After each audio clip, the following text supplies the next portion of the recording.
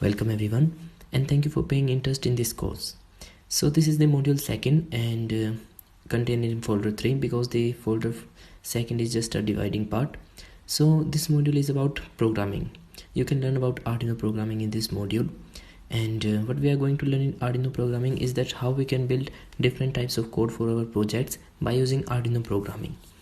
Whenever you try to learn about Arduino projects, like you try to build some robot and you watch videos on YouTube, there you just find that how to build hardware of that component, but did not find that how to write that code. Either the code is given in the description or there is a link for that code, and you just have to upload that code on your board and you just start to run your project. But they did not know that how that code is built. So the Arduino programming is the most important and basic component of building any of the component. But before learning the programming, there's a thing that what actually programming is. So generally programming is a set of instructions that are used by us to make the computer to perform some specific task. To understand that, let's just consider an example that some guests come in your house and you have to give them a glass of water, and first of all you have to ask them whether they are thirsty for water or not. So this is the instruction given by your mother to you. So just like that, if you want to perform and make the computer to perform any particular work, you have to give them a certain set of instruction, and that computer will perform that instructions and do that work. So this is the programming, that what actually programming is. And how does it work is something like that, this. And before this, let me just talk about our water drinking problem. That first of all, that you have to have some guest to give some water. So something like that, in our programming we just have a problem first and nothing else except that problem, and then we make some steps that are known as algorithms. Something like that, your mother had told you that you have to take glasses of water and you have to just take 6 glasses of water or something like that. That is the algorithm. Then after, you make a flowchart determines that what you have to do. That's your thing that I should go from first one to last one and I will go in this way or that way, something like that. Or similarly, just to arrange these algorithms in form of some flowchart which have some specific symbols, as you can see here. After that, we have the sets of instructions that are our programming languages, and we have a number of programming languages like C, C++, C Script, Java, and a lot more. And these programming language are generally some statements, and these statements are understood by computer in binary language. We write them in just our simple syntax languages, and what's the difference in every type of languages? They have different types of syntaxes. Like if you can see, we have English language that is understood by humans, we have French language, and a lot more languages based on different countries or where you are living. Similarly, in this way, in computer we have different types of languages, and the purpose of every language is the same, just to make the computer understand.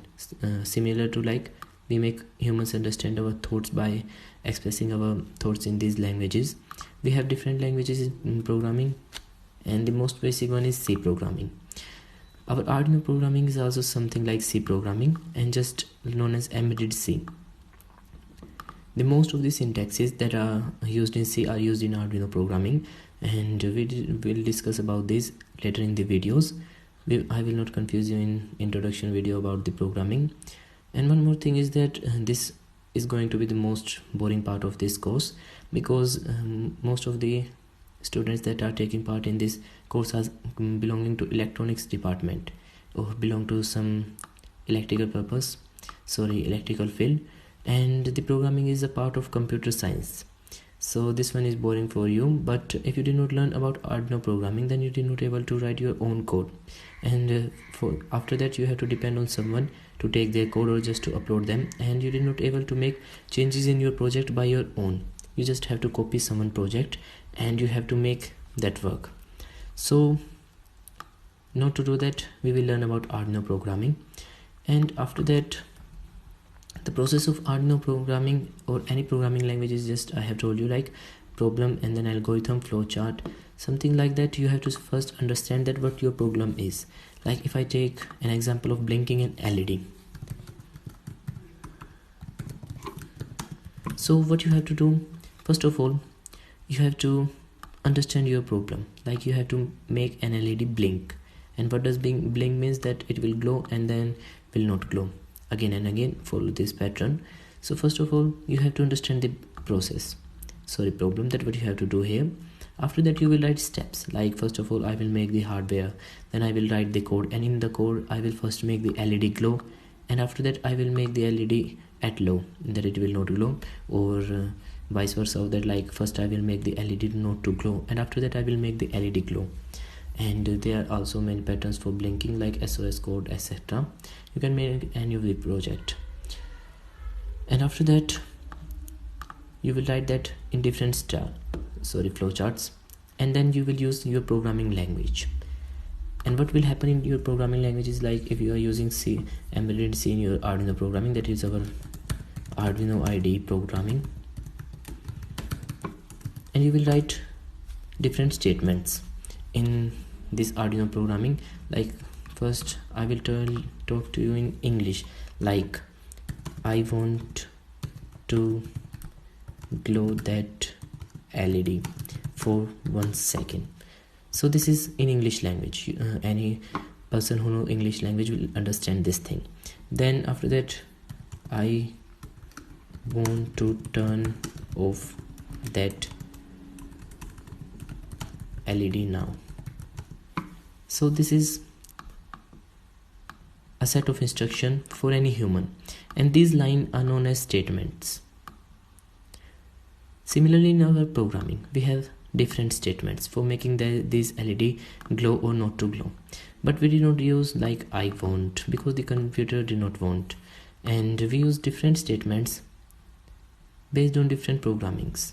So in Arduino programmings, like these statements, I think now you understand that what it means and what will you do in Arduino programming.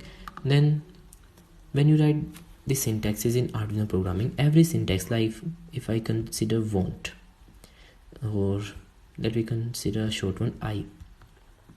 So what does I stands? Simply in our own language, I means you, to whom you are talking about. In Arduino, similar to like this, what this I makes a sense to you. The computer has different opinions, like it will make the I something in its own programming language, that is 011, that is understand by the computer. Every syntax you will write is changed by a compiler in these forms. This 01 form is known as binary language. This is the only language that computer understand. But in binary language, just to represent 2, you have to write something like, if in 4-bit form we have 0010, and similar to this, to every word, like if I write A, B, C and something like that, or just A, I have to make binary conversion of 65 to represent an A. Similar to this, we have all these values assigned to any particular values for a computer, but we cannot write 0111 because that's a very complex stuff. So to make that simple, there are compilers. I think most of you are already familiar with compilers and programming languages. So what are compilers? Compilers are just simply like this text editor, as you can see here, Notepad. This is used to write web pages, and what web pages are like this one. Here you can see different projects shown here, and when I move my cursor, there's different things happening here. It's showing here 650 and 344. Here there is a clickable link, search option. So these are web pages first, and this text editor is used to write these web pages. So this is a compiler for this one. Similar to this, we have different compilers, like for Python language we use Python compiler. For C we have different compilers like DevCC, etc. And our subject of study is Arduino programming. So for Arduino programming we have something known as IDE. This is the Arduino programming compiler, and what it will do, it will convert your statements like I want to glow that LED in form of 0111 for the computer. But you did not use this. There are different syntaxes that you have to use, and then it will convert these syntaxes in 011 form that is understood by the computer. So why we require them? They are required just to make the system, or you can say ecosystem, user friendly. We have three types of languages: high, assembly, and low. So these are three levels of languages, that is high, assembly, and low. And these high, assembly, and low means that how they are typical to the computer. Like the high level languages, the language that is user friendly for us, but for computer it's very difficult to convert it, and it's a very slow language. And low language consists this 0101 type of language. So this is the programming language, and all about programming and what happens in programming language. I think you understand this one, and I suggest you to watch this video twice or thrice so you can understand everything that what will happen in Arduino programming and what we are going to learn in Arduino programming. So this is all about Arduino programming and what we are going to do in this module. So first of all, we begin with Arduino, and we will first discuss about Arduino, everything that what's included in an Arduino and how they will work. And after that, we will not focusing on hardware much more. We will directly move to Arduino programming and learn step by step every of Arduino components, and we will learn about every syntax using Arduino programming, so that you can easily write every of your code by your own and does not have to depend on anyone to write these codes. And after that, we will move to our next modules. So this is about this module, and you can also follow us on Instagram with the username EraOmen, and you can ask us questions there, and also you can send your ideas there.